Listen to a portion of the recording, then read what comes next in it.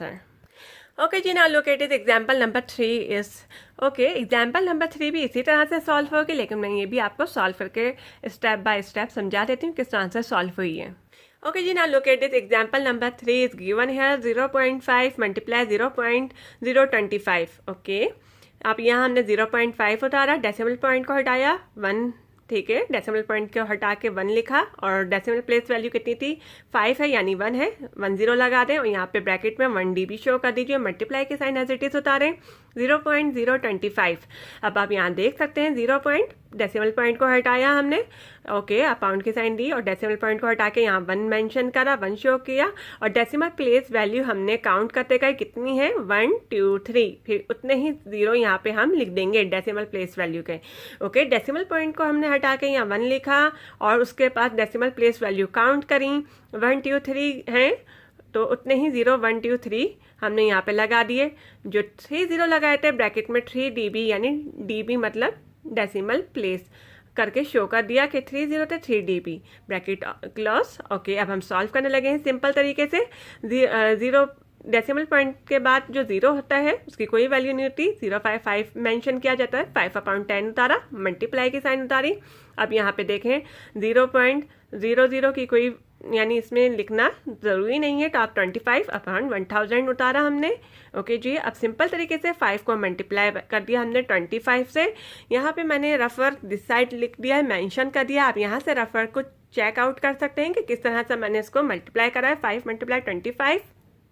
Okay जी, 25 को multiply 5 से किया तो 125 आया, यहाँ पे आप 125 लिख दीजिए, अपाउंड 10 को मल्टीप्लाई कर दीजिए 1000 से, हमने 10 को मल्टीप्लाई करा 1000 से, 10,000 आ गया, 125 अपाउंड 10,000, ठीक है, 125 अपाउंड 10,000। अब सिंपल इसको हम क्या करेंगे, डिवाइड करेंगे। यहाँ देखें 125 को हमने अंदर रखा, 10,000 को हमने बाहर रखा। यहाँ देखें 125 छोटा था, 10,000 बड़ा था, तो हमने 0 लगा के, पॉइंट लगा के यहाँ पे फिर एक और 0 लिया, फिर यहाँ पे 2 0 बढ़ा दिए। ओके जी, इसके इक्वल लाने के लिए हमने यहाँ पे ऊपर 0.0 यहाँ पे मेंशन कर दिया, ताकि ये बिल्कुल सिंपल तरीके से इसकी वैल्यू इक्वल हो सके। फिर 10,000 को हमने 1 सा करा, ओके, 10,000। इसी तरह से हमने इसको सॉल्व करते गए, तो हमारे पास जो आंसर आया, डिवाइड करके सॉल्व करते हुए इसको 0.0125 हमारा आंसर आया। यहाँ पे हमने इसको 0.0125 को यहाँ पे लिखा, आंसर को डिवाइड करने के बाद जो हमारा इसको आया था 0.0125 आया था। अब हमने 1 dB और 3 dB का क्या करना होता है, प्लस करना होता है, प्लस करना होता है इन दोनों को, 1 + 3 4 dB, okay, 1 + 3 4 dB, 0.0125 4 dB is your answer. Okay जी, 1 बाय 1 करके हमने 3 एग्जाम्पल जो है इन डिटेल समझ ली हैं, 1 बाय 1 स्टेप बाय स्टेप किस तरह से इसका प्रोसेस हुआ था। यहाँ देख सकते हैं आप, what do you observe from the examples given above.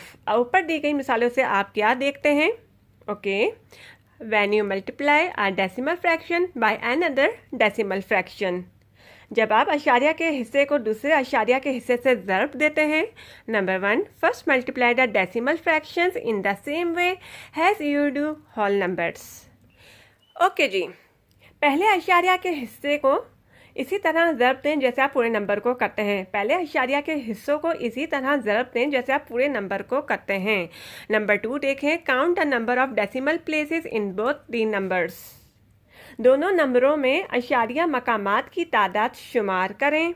Number 3 देखें, the number of decimal places in the answer equal the total number of decimal places in the decimal fractions you have multiplied. जवाब में अशारिया मकामात की तादाद बराबर अशारिया के हिस्सों की कुल तादाद जो आपने ज़र्ब की है वो मेंशन कीजिए। ओके जी, एक्सरसाइज नंबर 10 हम अपनी नेक्स्ट वीडियो में सॉल्व करेंगे। ओके, बाय, टेक केयर, अल्लाह हाफ़िज़।